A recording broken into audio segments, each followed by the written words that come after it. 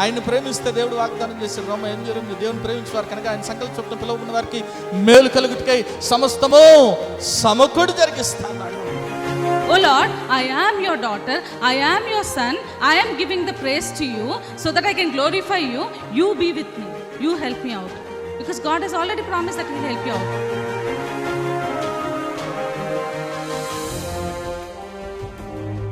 ఎన్నో మార్లు ఆయన తప్పులు చేస్తూ పాపము చేస్తూ నీకు విరోధంగా నడుస్తున్న మా కొరకు నాయన, అవిధేయులైన మా కొరకు ప్రభా నాయన తండ్రి, నీవు ఆ సెలవులో వెల చెల్లించావు కదా నాయన తండ్రి. నీవు నాయన మరణాన్ని జయించడం ద్వారా, సజీవుడవటం ద్వారా నాయన ప్రభా తండ్రి యేసయ్యా, మరి నాయన మేము ఈరోజు సజీవులుగా ఉన్నాం కదా తండ్రి.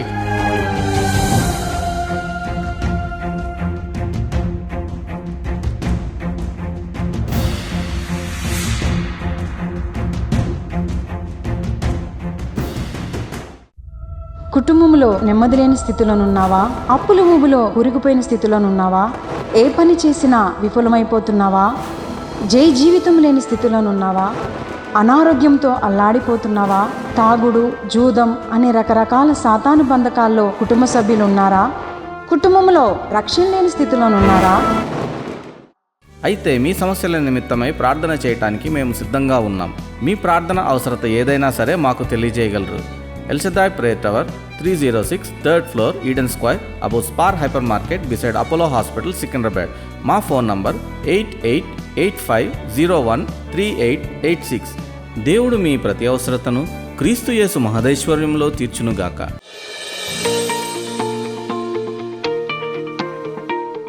యేసుక్రీస్తు ఘనమైన నామములో మీ అందరికీ శుభములు. మరి ఈరోజు నేను పంచుకోవాలనుకున్న వాక్య భాగం ఇక్కడ రాసేశారు. Treasures in darkness. ఎక్కడంట? ఎక్కడ నిధులంట? దేవుడు ఏమని వాగ్దానం చేశాడు? అంధకార స్థలముల్లో ఏమిస్తా అన్నాడు? నిధులను కదా. చూడండి, మీరు చూస్తే ఈ లోకంలో కర్నూలు జిల్లాలో జొన్నగిరి అనే ప్రాంతం ఉంటుంది.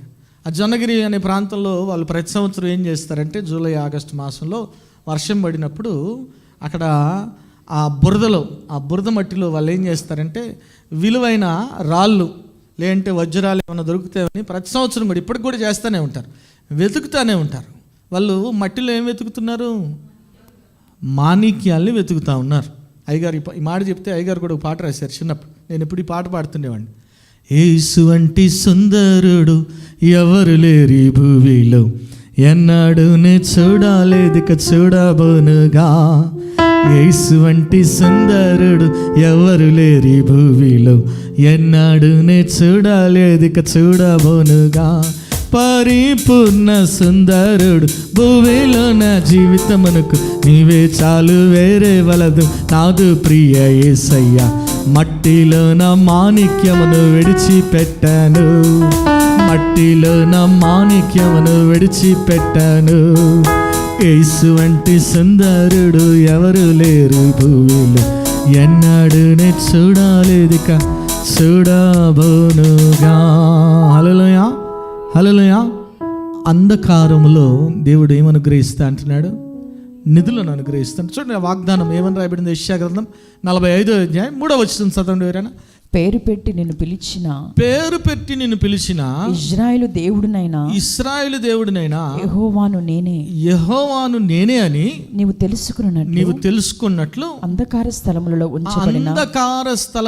ఉంచబడిన నిధులను, రహస్య స్థలములోని మరుగైన ధనమును నీకు ఇచ్చేదను. ఏమైనా ఒకసారి గట్టి దేవుని స్తుతులు చెప్దాం. హల్లెలూయా.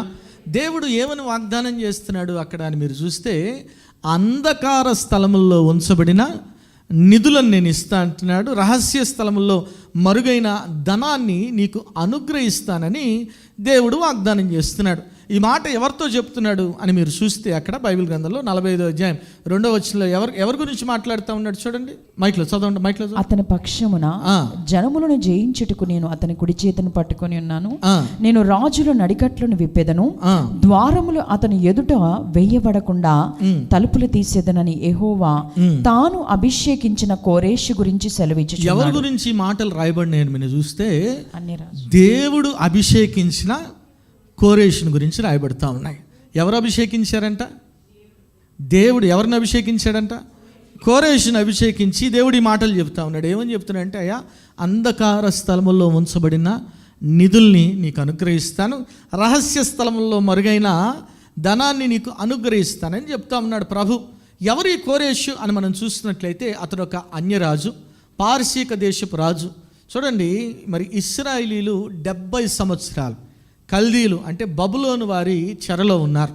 ఈ బబులోను వారి చెరలోనికి వెళ్ళటానికి మరి ఇశ్రాయేలీలు కారణము ఎవరు అంటే వారి అవిధేయత వలన చెరలోనికి వెళ్ళారు. అయితే బబులోను వారికి ఈ మహర్దశను వారిని చెరలో పెట్టుకునే విధంగా ఎవరు అనుగ్రహించారని మనం చూస్తే దానియేలు గ్రంథం 5వ అధ్యాయం 18-19 వచనాలు చదవండి. ఏమని రాయబడింది? దానియేలు గ్రంథం 5వ అధ్యాయం 18-19 వచనాలు. రాజా చిత్తగించుము, మహోన్నతుడగు దేవుడు మహర్దశను, రాజ్యమును, ప్రభావమును, ఘనతను నీ తండ్రియగు నెబుకద్నెజరునకు ఇచ్చెను. దేవుడు అతనికిట్టి మహర్దశ ఇచ్చినందున తాను ఎవరిని చంపగోరునో వారిని చంపెను. ఎవరిచ్చారంట మహర్దశ? దేవుడే ఇచ్చాడు. ఎవరికి ఇచ్చాడు? నెబుకద్నెజర్ రాజుకి ఇచ్చాడు. కాబట్టి అతడు కూడా అన్యరాజే. అయితే ఆ అన్యరాజుకి మహర్దశ ఎవరు ఇచ్చారంటే దేవుడు ఇచ్చాడు. దేవుడు మహర్దశ ఇచ్చాడు కాబట్టి ఎన్ని సంవత్సరాలు పాలించారు మరి బబులోను వారు అని చూస్తే 70 సంవత్సరాలు బబులోను వారు లేదంటే కల్దీలు మరి ఇశ్రాయేలు వారిని, యూదా వారిని పాలించినట్లు మనం చూస్తాం. అయితే ఆ తర్వాత దేవుడు తన ప్రజల్ని జ్ఞాపకం చేసుకుని ఆ చెర నుంచి వారిని బయటికి తీసుకురావడానికి ఇంకొక అన్యరాజుని ఎంచుకున్నాడు. ఆయన ఎవరు అంటే కోరేష్. ఈ కోరేషు అన్యరాజుని ఎంచుకొని మరి ఆ మహాసైన్యమైన ఆ బబులోను రాజ్యాన్ని నాశనం చేయటమే కాదు, కానీ ఎందుకు నిలబెట్టాడు కోరేషుని అని చూస్తే ప్రభు యొక్క చిత్తం జరిగించడానికి. ఏంటి ప్రభు చిత్తం అంటే, ఏదైతే మందిరము పూర్తిగా నాశనమైందో ఆ మందిరాన్ని తిరిగి కట్టించడానికి దేవుడు కోరేషు రాజును ఎంచుకున్నట్లు మనం చూస్తాం. ప్రభు చిత్తం జరిగించడానికి ఒక అన్యరాజును ఎంచుకున్నాడు. అంత మాత్రమే కాదు, ఆ అన్యరాజుకి ఏదైతే వాగ్దానం చేశాడో, ఏం వాగ్దానం చేశాడు? అంధకార స్థలములో ఉంచబడిన నిధులను దయచేస్తాను, అంత మాత్రమే కాదు రహస్య స్థలముల్లో మరుగైన ధనాన్ని అనుగ్రహిస్తాను వాగ్దానాన్ని నెరవేర్చినట్టు మనం చూస్తాం. చూడండి, ఎజ్రా గ్రంథం 1వ అధ్యాయం 7-11 వచనాల వరకు ఏమని రాబడించామండి? ఎజ్రా 1:7-11. మరియు నెబుకద్నెజరు యెరూషలేములో నుండి తీసుకుని వచ్చి తన దేవతల యొక్క గుడి యందు ఉంచిన యెహోవా మందిరపు ఉపకరణములను రాజైన కోరేషు బయటకు తెప్పించెను. పారసీక దేశపు రాజైన కోరేషు తన ఖజానాదారుడైన మిత్రి దాతు ద్వారా వాటిని బయటికి తెప్పించి లెక్క చేయించి యూదులకు అధిపతియగు షబ్జజరు చేతికి అప్పచెప్పించెను. వాటి యొక్క లెక్క 30 బంగారు పళ్ళెములను, 1000 వెండి పళ్ళెములను, 29 కత్తులను, 30 బంగారు గిన్నెలను, 410 వెండితో చేయబడిన 2వ రకమైన గిన్నెలను, మరి ఇతరమైన ఉపకరణములను 1000 అయి ఉండెను. బంగారు వస్తువులను, వెండి వస్తువులను అన్నీ 5400. చూడండి, మీరు అక్కడ చూస్తే ఎంత నిధంట, 5 పళ్ళాలు మోసే బంగారము, వెండి అన్నీ కూడా ఏదైతే మరి నెబుకద్నెజరు దేవుని మందిరంలోంచి తీసుకెళ్ళాడో అదంతా కూడా దేవుని వాగ్దానం నెరవేర్చడానికి తిరిగి ఎవరికి అప్పగించాడు దేవుడు అంటే కోరేషు రాజుకి. ఎందుకంటే ఆయనకు వాగ్దానం చేశాడు. ఏంటో వాగ్దానం? అంధకారంలో ఉంచబడిన నిధులను అనుగ్రహిస్తాను, అంత మాత్రమే కాదు రహస్య స్థలంలో మరుగైన వాగ్దానం చేసినవాడు, మనం నమ్మదగిన వారికి ఆయన నమ్మదగిన దేవుడు, అబద్ధ మాటకు ఆయన నరపుత్రుడు కాదు.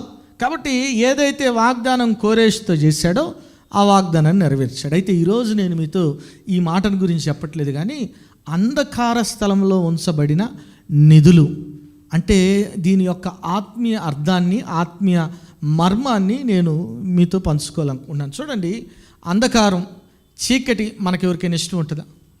చీకట్లో ఉండాలని మనం కోరుకుంటామా? అంధకారంలో ఉండాలని మనం కోరుకుంటామా? కోరుకోమా? ఎవరు కూడా ఇష్టపడం కదా. అంధకారంలో చీకట్లో ఉండాలని ఎవరు కూడా కోరుకోం. అయితే గుర్తుపెట్టుకోవాలి, ఈ అంధకారం కూడా సృజించింది ఎవరు?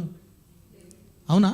చూస్తారు ఒకసారి ఆదికాండం 1వ అధ్యాయం 2-5 వచనాల వరకు చదవండి. ఏమని రాయబడింది? భూమి నిరాకారంగాను శూన్యముగాను ఉండెను. ఆ, చీకటి అగాధ జలములపైన కమ్మి ఉండెను. ఆ, దేవుని ఆత్మ జలములపైన అల్లాడుచుండెను. ఆ. దేవుడు వెలుగు కమ్మని పలకగా వెలుగు వెలుగు కలిగను. వెలుగు మంచిదైనట్టు దేవుడు చూచెను. దేవుడు వెలుగుని చీకటిని ఏం చేశారంటే వేరుపరచెను. వెలుగుని చీకటిని, అంటే వెలుగును సృష్టించింది ఎవరు? అంధకారాన్ని సృష్టించింది ఎవరు? దేవుడు సృజించిన అన్నీ కూడా ఎట్లా ఉన్నాయంట? 31వ వచనంలో రాయబడింది అక్కడే, ఆదికాండం 1:30. దేవుడు తాను చేసినది యావత్తును చూచినప్పుడు అది చాలా మంచిదిగా ఉండెను. ఎట్లా ఉందంట? కొద్ది మంచిదిగా కాదంట, చాలా మంచిదిగా ఉంది. అంటే అంధకారం కూడా మంచిదా చెడ్డదా? ఇప్పుడేమో అబ్బాయి ఎవడు కూడా ఇష్టపడ్డు చెడ్డదన్నారు, ఇప్పుడేమో మంచిదే అంటున్నారు. అటెట్టు కుదురుతుంది? చూడండి, బైబిల్ గ్రంథంలో మీరు చూసినట్లయితే చాలా చోట్ల అంధకారం గురించి రాయబడతా అంధకార సంబంధులు అంటూ ఉన్నాడు. ఎవరు అంధకార సంబంధులు అంటే సాతానుగాడి అవునా? చూడండి, కొలసీలు రాసిన పత్రిక 1:13 ఏమని రాయబడింది? కొలసీలు రాసిన పత్రిక 1:11. ఆయనకు తగినట్టుగా 13 ఆయన మనల్ని అంధకార సంబంధమైన అధికారంలో నుండి విడుదల చేసి ఎందులోంచి విడుదల చేశాడంటే మనల్ని అంధకార సంబంధమైన అధికారములో నుండి మనల్ని. సో ఎవరి అంధకార సంబంధం? ఎవరు? సాతానుగాడే. ఈ సాతాను సంబంధంలోంచి, వాడి అధికారంలోంచి దేవుడు మనకేమి ఇచ్చాడంట? విడుదలను అనుగ్రహించాడు. అంత మాత్రం కాదు, ఇంకో చోట మనం చూస్తే ఎఫెసీయులకు రాసిన పత్రిక 5:11 మరి అంధకారాన్ని దేంతో పోలుస్తున్నాడు చూడండి. ఎఫెసీ 5. నిష్ఫలమైన అంధకార క్రియలలో పాలివారై ఉండగా వాటిని ఖండించుడి. చూడండి, నిష్ఫలమైన అంధకార క్రియల్లో పాలివారై ఉండక వాటిని. సో అంధకారాన్ని దేంతో పోలుస్తున్నాడు అంటే పాపంతో పోలుస్తున్నాడు. అంధకార సంబంధులు అంటే సాతాను సంబంధులతో పోలుస్తున్నాడు. అయితే మనం ఇందాక చదువుకున్నాం, దేవుడు సృజించిన యావత్తు. మరి ఇక్కడేమో అంధకారాన్ని సాతాన్తో పోలుస్తున్నాడే. అందుకే చెప్తాను, టెన్షన్ పడబాకండి. అంధకారములో దేవుడు మనకి ఏమనుగ్రహిస్తాడంట? ఏమి ఇస్తాడంట? నిధులను అనుగ్రహిస్తాడంట. ఏమైనా ఒకసారి గడి దేవుని స్తుతులు చెప్దాం. Hallelujah. God will give treasure in darkness. ఈ లోకంలో మనం భవిష్యత్తు చూసామనుకోండి, చాలాసార్లు మనకు అంధకారమే కనబడుతుంది. రేపేం జరుగుతుందో, నా బిడ్డల పరిస్థితి ఏంటో, మరి ఎట్లా వారికి పెళ్ళిళ్ళు అవుతాయో, వాళ్ళ చదువులు ఎట్లో, వాళ్ళ ఉద్యోగాలు ఎట్లో, అంధకారం ఎప్పుడు కూడా భవిష్యత్తు అంధకారంగా కనబడుతుంది. అంత మాత్రం కాదు, నువ్వు ఏదైనా సమస్యలో చిక్కుకున్నావు అనుకో, బయటికి ఎట్లా రావాలో తెలియని స్థితిలో, మార్గము బయటికి ఎట్లా రావాలో తెలియని స్థితిలో ఎట్లా కనబడుతుంది పరిస్థితి అంటే అగమ్య గోచరంగా కనబడుతుంది. అయ్యగారు ఏదో కొత్త కొత్త పదాలు వాడుతున్నాడు. ఈ గమ్యం అంటే డెస్టినేషన్, గోచరం అంటే అర్థం కావట్లేదండి. ఏమైనా కొత్త పదాలు ఏం వాడట్లా. ఏమైనా ఒకసారి గడ్డి దేవుని స్తుతులు చెబుదాం. హల్లెలూయా. అంటే మనకి అంధకారంలో ఉన్నప్పుడు మనం ఎట్లా ముందుకు వెళ్ళాలో అర్థం కాని స్థితిలో ఉంటాం. ఏమైనా నమ్మిన వారి దేవుని స్తుతులు చెప్దాం. హల్లెలూయా, హల్లెలూయా.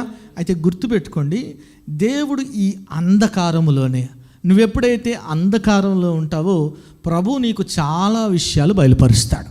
నమ్మిన వారి దేవుని స్తుతులు చెప్దాం. హల్లెలూయా. వాటిలో 3 విషయాలు మాత్రమే నేను ఈరోజు మీతో పంచుకోవాలనుకుంటే. చూడండి, అంధకారాన్ని అజ్ఞానంతో కూడా పోల్చారంట.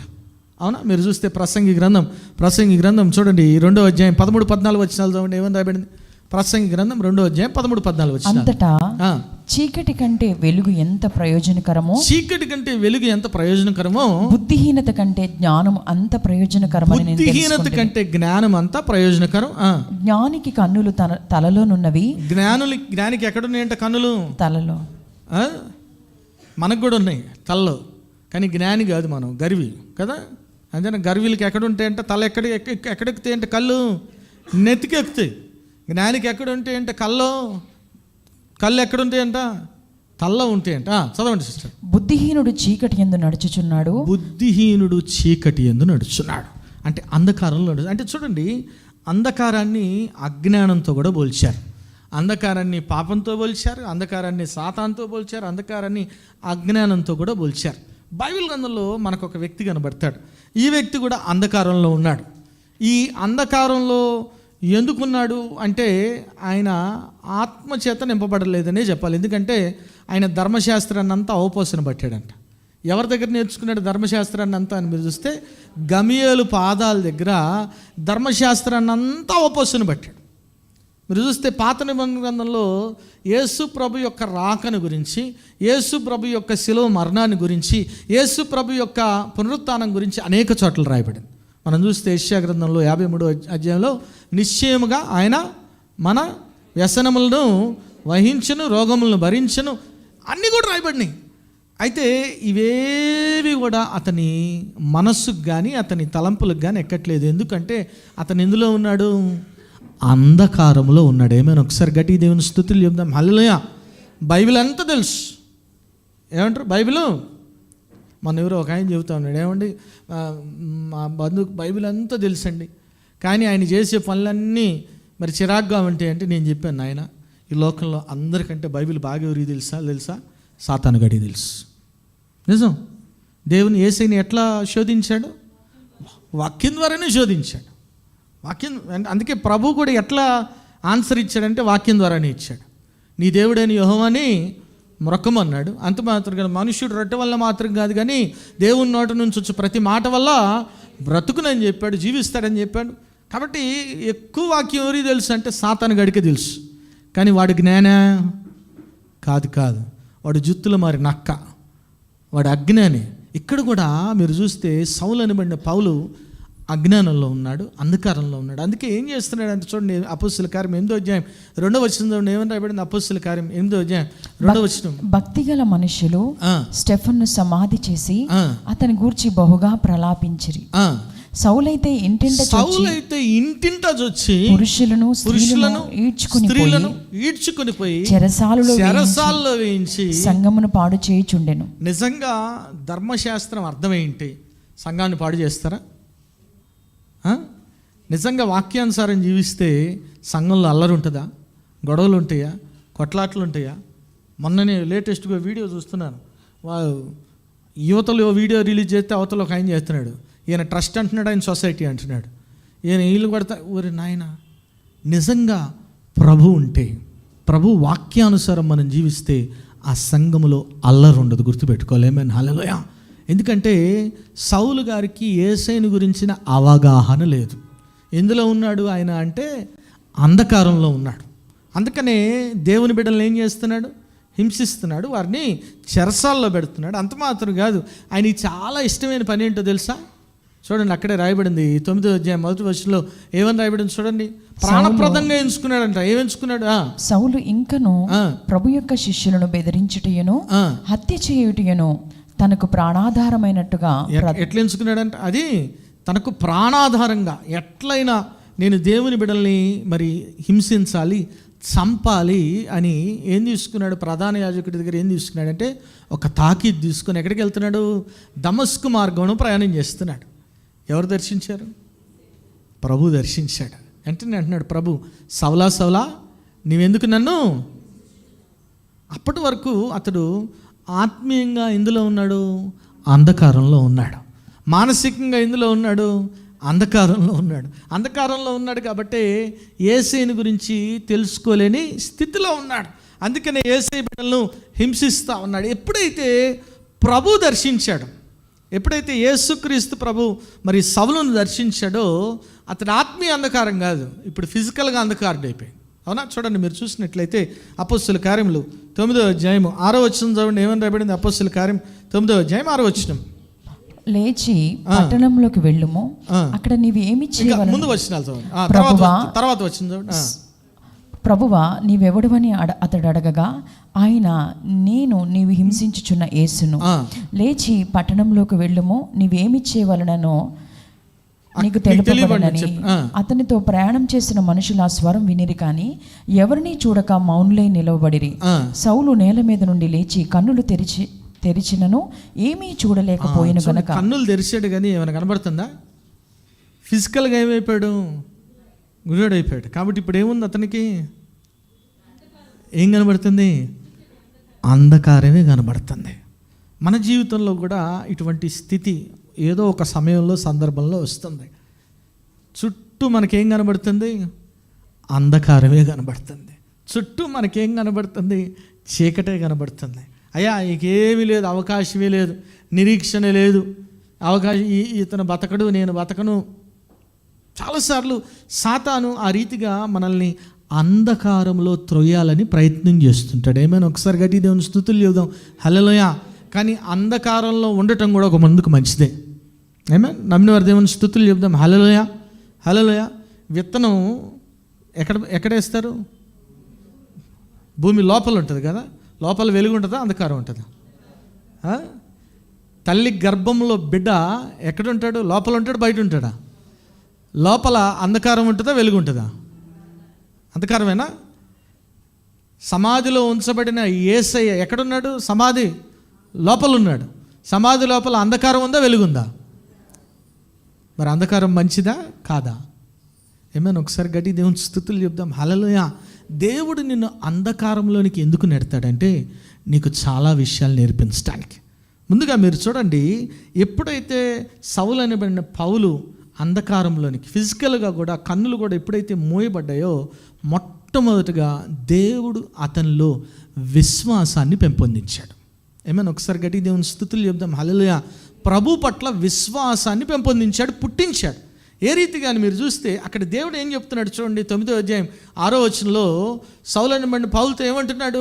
లేచి పట్టణంలోకి వెళ్ళుము, అక్కడ నీవు ఏమి చేయవలనో అది నీకు తెలుపబడును. ఏమంటున్నాడు? లేచి పట్టణంలోనికి వెళ్ళుము, అక్కడ నువ్వేం చేయాలో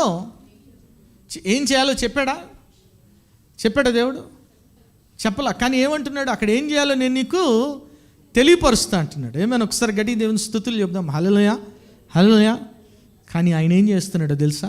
11వ వచనం ఏం చేస్తున్నాడు? అందుకు ప్రభువు అతడు ప్రభువా ఇదిగో నేనున్నానా నేను. అందుకు ప్రభువు నీవు లేచి. ఎవరితో మాట్లాడుతున్నాడు ఈ మాట? అననీయ అనే వ్యక్తితో మాట్లాడుతున్నా. చదవండి. నువ్వు లేచి తిన్నదైన వీధికి వెళ్ళి యూదా అనువాని ఇంట తార్సు వాడైన సౌలు అనువాని కొరకు విచారించుము. ఒకసారి గట్టి దేవుని స్తుతులు అతడు ఒకసారి గట్టి దేవుని స్తుతులు చెప్దాం హల్లెలూయా. మీరు అక్కడ చూడండి, వీధి పేరుతో సహా చెప్తున్నాడు. వీధి పేరుతో సహా దేవుని మాట, పరిశుద్ధాత్మ బయలుపరిచే మాట ఎప్పుడు కూడా స్పష్టంగా ఉంటుంది. ఏమన్ కొంతమంది ఈ లోకంలో దొంగ ప్రవచనాలు చెబుతున్నారు. నాకు కనబడుతుంది, నీకు అనిపించింది చెప్పొద్దు. ప్రభు ఏం చెప్పాడు చెప్పదు. నీకు అనిపించింది చెప్పొద్దు. నాకు అనిపిస్తుంది 2 సంవత్సరాల్లో యుగాంతం చెప్పాడు ప్రభు. నీకేమన్నా ప్రభు ఎవరికేం చెప్పాడా? బైబిల్లో చెప్పాడు ఎవరికన్నా? ఎట్లా వస్తా అన్నాడు? దొంగ అమ్మ రాత్రి 1:30కి వస్తానే తలుపులు బార్ను తెరిచిపోయి అంటాడా? చెప్పొస్తాడా? ప్రభు కూడా చెప్పకుండానే వస్తాడు. ఏమైనా హల్లెలూయా. కాబట్టి ఇట్లాంటి 2028లో అంతమంట 30 మాటలు ఆపేయండి, బంద్ చేయండి. మీరు కూడా వినబాకండి. మీరు వినేవాళ్ళు మీరున్నారు కాబట్టి చెప్పేవాళ్ళు చెబుతూనే ఉంటారు, అంతే కదా. వినేవాడు ఒక సామెత ఉంటుంది, if there are no one to listen poets will die అంట. వినేవాడు లేకపోతే కవులు చచ్చిపోతారంట, అంతే. వినేవాడు ఉంటేనే కవి చెబుతాడు కదా, కవిత్వాల మీద కవిత్వాలు. లేకపోతే ఎవడు చెబుతాడు? మీలాగా వినేవాళ్ళు ఉన్నారు కాబట్టి, సోది చెబితే సోదినే వాళ్ళు ఉన్నారు కాబట్టి రకరకాలవి చెబుతున్నారు. 30లో అంతమవుతుంది, 35లో అంతమవుతుంది, 40లో. ప్రభు ఎక్కడ బైబిల్ గ్రంథంలో చెప్పలేదు. చెప్పాడా? చెప్పలేదా? ఎట్లా ఒకటే చెప్పాడు, నేను దొంగ వలే. దేవుడు ఏది చెప్పినా స్పష్టంగా చెబుతాడు. ఎక్కడికి వస్తా రోడ్డు అడ్రస్ చెబుతున్నాడు, నాయన ఈ మలుపు తిరుగు, ఇటెళ్ళు, తిన్నదనబడిన వీధి. అప్పుడు ఏం చేస్తున్నాడంటే పౌలు భక్తుడు చూడండి, అక్కడే సౌండ్ చేస్తాడు. చివరిలో ఏమని రాయబడింది? ఇదిగో అతడు ప్రార్థన చేయొచ్చు. ఏం చేస్తున్నాడంట? అక్కడ ఏం చెప్పాడు ప్రభు? 6వ వచనంలో చదివినప్పుడు ఏమని చెప్పాడు? ఏం చేయాలో. కానీ ఇక్కడ ఏం చేస్తున్నాడైనా? ఏమైనా ఒకసారి గట్టి దేవుని స్తుతులు చెప్దాం హల్లెలూయా. అంధకారంలో అతనిలో విశ్వాసం పుట్టింది. ఏమైనా హల్లెలూయా. శ్రమలో అతనిలో ఏం పుట్టిందంట? నీ జీవితంలో అన్నీ బాగున్నాయి అనుకో, నువ్వు ప్రభు ముఖం కూడా చూడు, ఇది నిజం, అవునన్నా కాదన్నా. నమ్మిన వారి దేవుని స్తుతులు చెబుదాం హల్లెలూయా. అందుకే దేవుడు ఏం చేస్తాడు? నిన్ను శ్రమలోనికి అనుమతిస్తాడు. అంధకారంలోనికి దేవుడు నిన్ను అనుమతిస్తాడు. దాని ద్వారా మేలే జరుగుతుంది కానీ చెడు జరగదు, గుర్తుపెట్టుకో. అమ్మో నాకేం కనబట్టలేదు గించుకోవద్దు. నీ చూపు ఎవరి వైపు ఉండాలా? సౌలు అనబడిన పౌలుకి కన్నులు కనబడట్లా, కానీ అతను చూపు ఎవరి వైపు ఉంది? విశ్వాసాన్ని. కర్త దాన్ని కొనసాగించు, యేసు వైపు చూస్తూ ఉన్నాడు. ఈరోజు నువ్వు అంధకారంలో దేవుడు ఎందుకు నిన్ను నెడతాడు అంటే నీలో విశ్వాసాన్ని పెంపొందించడానికి నెడతాడు. ఏమైనా హల్లెలూయా. ఆమెను ప్రార్థన చేస్తున్నాం. నాయన స్తోత్రం ప్రభా, పరిశుద్ధుడా, ప్రేమగల తండ్రి, దయగల దేవ, నీకే వందనాలు ప్రభా. వాక్యం ద్వారా నాయన మీరు మాట్లాడిన విధానానికి నీకే వందనాలు తండ్రి. అవును ప్రభా, అంధకారంలో నాయన ప్రభా ఉంచబడిన నిధులను ఇస్తా అంటున్నావు. రహస్య స్థలంలో మరుగైన ధనాన్ని నాయన అనుగ్రహిస్తాను వాగ్దానం చేస్తున్నావు కదా నాయన. వాగ్దానం చేసిన వాడివి, నమ్మదగిన వాడవు కదా నాయన ప్రభా. ఖచ్చితంగా నాయన ప్రభా నాయన మేము ఆ వాగ్దానము మా జీవితంలో నెరవేర్చబడును గాక. మీరే ఎట్టి కృప దయచేయండి నాయన. 2026 సంవత్సరం నాయన ఇయర్ ఆఫ్ ప్రామిసెస్ నాయన ప్రభా. నాయన నీ స్థితి మొదట కొద్దిగా ఉండినను తుదకు నువ్వు మహాభివృద్ధి నందదు అంటున్నావు కదా నాయన ప్రభా. అందును బట్టి నీకే వందనాలు నాయన ప్రభా. ప్రతి ఒక్క బిడ్డను కూడా నాయన ప్రభా దీవించండి. ప్రతి ఒక్క బిడ్డ జీవితంలో నీ వాగ్దానాలు నెరవేర్చండి. మరి నాయన ప్రభా వాక్యానుసారం జీవించే బిడ్డలు ఫలించడి కొమల వల్ల ఉండే కృప దయచేసి ప్రతి ఒక్క బిడ్డను దీవించి ఆశ్రయించమని యేసునామమున పెట్టి వేడుకుని ప్రార్థిస్తున్నాం తండ్రి. ప్రభువైన యేసుక్రీస్తు ఘనమైన నామంలో మీ అందరికీ శుభములు. ఈ వారం బైబిల్ క్విజ్ యెహెజ్కేలు గ్రంథం నుండి మొదటి ప్రశ్న, ఎవరి మీద నా ఆత్మను కుమ్మరించుదునని యెహోవా సెలవిచ్చాడు?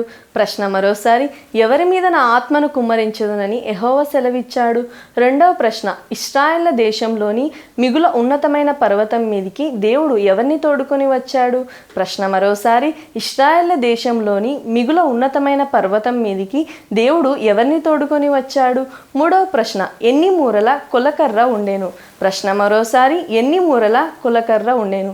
ఈ ప్రశ్నకు గల సమాధానములు స్క్రీన్పై కనిపిస్తున్న నంబర్కు పంపగలరు. గత వారం బైబిల్ క్విజ్ ప్రశ్నలకు సమాధానాలు. మొదటి ప్రశ్నకు జవాబు 8 మూరలు, యెహెజ్కేలు 40:9. రెండో ప్రశ్నకు జవాబు ఖర్జూరపు చెట్టు, యెహెజ్కేలు 40:16. మూడో ప్రశ్నకు జవాబు 2 ముఖములు, యెహెజ్కేలు 41:18. ఈ వారం బైబిల్ క్విజ్ విజేత హర్షిత గారు ఫ్రమ్ నర్సాపూర్.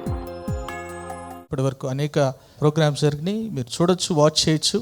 మరి చూడండి, బలపడండి, పరిశుద్ధాత్మను పొందుకోండి. ఆమేన్.